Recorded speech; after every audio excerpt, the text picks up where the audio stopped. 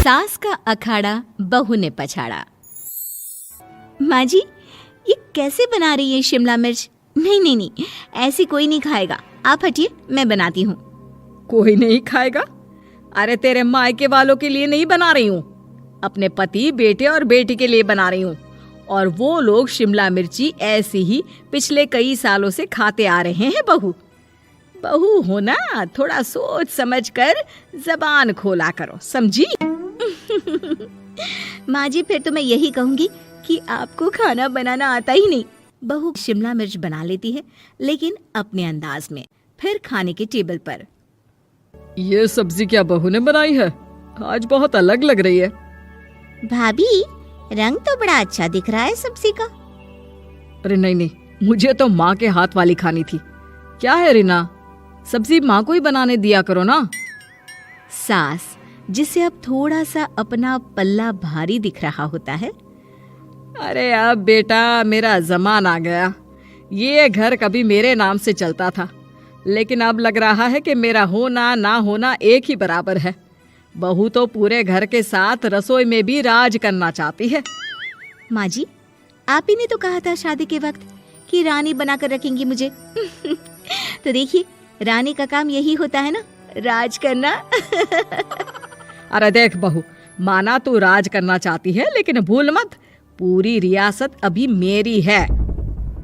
अरे कैसी बात कर रही हो तुम दोनों? और ये क्या तरीका होता है बहू से बात करने का? बेचारी अभी तो आई है, उसको आजादी भी नहीं दोगी क्या? तो वो इस घर को अपना घर कैसे समझेगी? देखिए पापा, माँ सही कह रही है। घर को अपना घर समझी, इसमें कोई बुरी बात नहीं है। लेकिन सिर्फ अपना और हमें पराया करने की कोशिश करे ना जी ना, ये सोच तो बिल्कुल अच्छी नहीं है। देख, तू छोटी है ना, छोटी की तरह रहा कर। हर बात पर बीच में ना बोला कर। क्यों? वो मेरी बेटी है तो मेरे तरफ से ही बोलेगी ना। माँ जी, ये तरफ परफ क्या होता है? हाँ, वो मेरी बहन नहीं है क्या?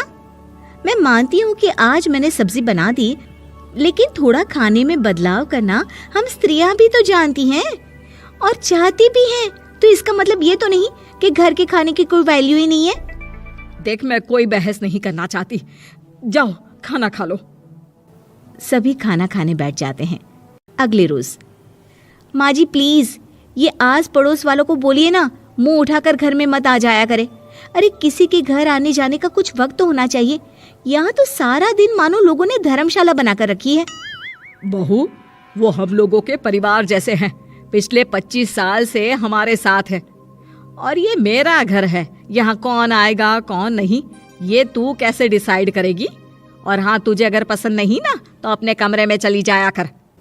वो लोग बात ही कर रहे होते हैं कि पड़ोसन आ जाती है।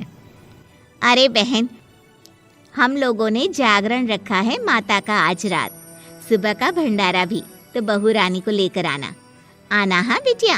अच्छा चलती हूँ, और घरों में भी निमंत्रण देना है। अरे हाँ हाँ, हम जरूर आ जाएंगे। वैसे किस किस को बुला रही हूँ? वो तुम्हारी ननद और भाभी भी आ रहे हैं क्या? माँ, क्या आप इनके पूरे खानदान को जानती हैं? अरे भाभी ने ही तो मेरी ननद की शादी की पूरी तैयारियां कराई थी, और मेरे मायके में भी पापा की मौत के बाद वहाँ रहकर इन्होंने ही मुझे संभाला था। इतना तो कोई किसी के लिए नहीं करता। अच्छा, मैं ना फल दे जाऊंगी, काट देना भाभी, मैं दूसरे काम पूरे कर लूंगी। मेरी तो तबीयत खराब है माँ जी, आप ही काट देना सारे फल। मैं रात का खाना भिजवा दूंगी, परेशान ना होना। हाँ? अरे नहीं नहीं, हम लोग बना लेंगे, 4 लोगों का खाना तो बनाना है। अरे नहीं नहीं, आप फल पर लग जाओगी, और बहू की तबीयत भी ठीक नहीं, खाना मैं ही भिजवा दूंगी। पड़ोसन चली जाती है और सास बहू की तरफ देखती है। देखा, जिसे तू धर्मशाला बोल रही थी, वो कितने अपने हैं। हाँ माँ जी, आप उनका काम कर रही हैं, उनके जागरण का प्रसाद तैयार कर रही हैं, तो वो क्या इतना भी नहीं करेंगे आपके लिए? ओहो, तुझसे बहस क्या करना बहू। तभी बहू की माँ आ जाती है। अरे बहन जी, बेटी से मिलने का मन किया तो बिना बताए ही आ गई, बुरा न मानना। ये मत समझना कि ये मेरा घर नहीं, कोई धर्मशाला है। अच्छा अच्छा, तो ये घर पर आए मेहमानों को घर नहीं धर्मशाला वाला समझाने वाली आप ही हैं। वैसे आपको खुशी होगी कि आपकी बेटी के संस्कार भी ऐसे ही हैं। अरे माँ, किन बातों को सुन रही हो? आओ अंदर आ जाओ माँ। माँ बेटी के साथ अंदर आती है तो उसे अचार की महक आती है। हाय रे, कितनी अच्छी महक है। क्या बनाया है बहन जी? अचार बनाया है।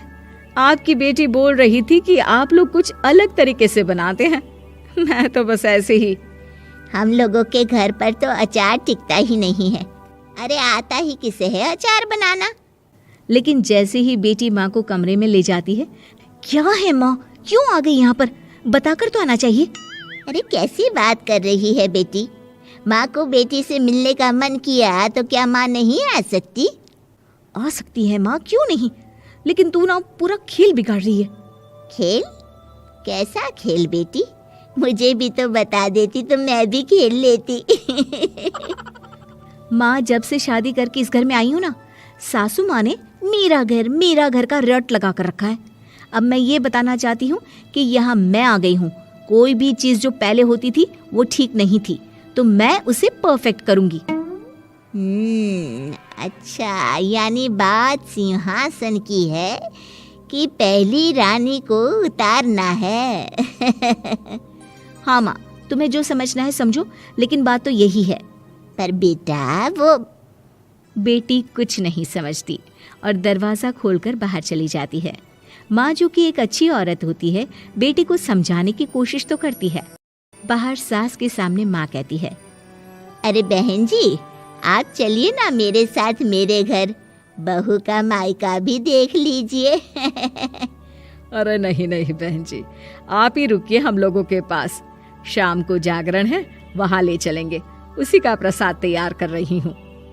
अच्छा, हमें भी तो सिखा दीजिए कैसे तैयार करते हैं।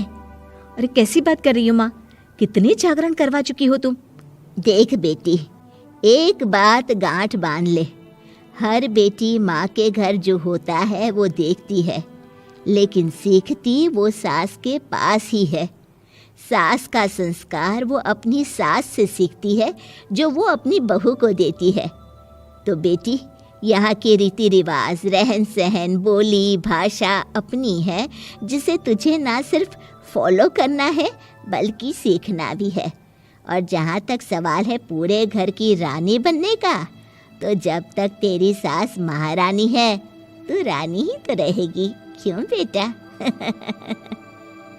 बहू माँ की बात समझ जाती है और सास भी बहू की माँ का मन ही मन शुक्रिया